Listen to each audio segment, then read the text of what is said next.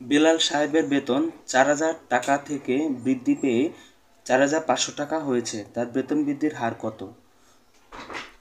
তাহলে তার বেতন বৃদ্ধি পায়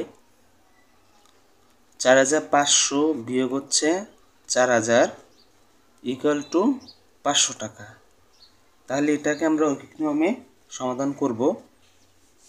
তাহলে শুরু বেতন ছিল 4,000 টাকা, তাহলে আমরা শুরুটা থেকেই ধরবো যে 4,000 টাকায় বৃদ্ধি পায় 4,000 টাকায় বৃদ্ধি পায় হচ্ছে 500 টাকা। তো প্রশ্নে আমাদের চেয়েছে যে বেতন বৃদ্ধির হার কত, মানে 100 টাকায় তা কত বেতন বাড়ে, সেটাই আমরা বের করব। তাহলে 1 টাকায় বৃদ্ধি পায় হচ্ছে কম বৃদ্ধি পাবে 1 টাকা, এই জন্য ভাগ হবে উপরে 500 নিচে 4,000।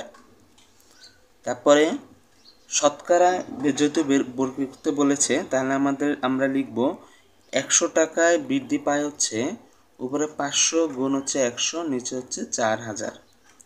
তাহলে এখানে ভাগ করলে হবে, এখানে কাটাকাটি যদি আমরা করি 0 0 কাটা, তারপর এখানে আবার 0 কাটা, তারপরে আবার যদি আমরা 2 দিয়ে কাটি 2 দুগুণে 4, এখানে 5 দুগুণে 10,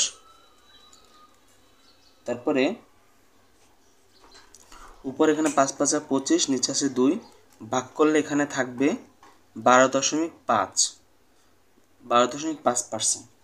তার মানে তার বেতন বৃদ্ধির হার হচ্ছে 12.5%, মানে 100 টাকা তার বেতন বৃদ্ধি পায় 12.5 টাকা।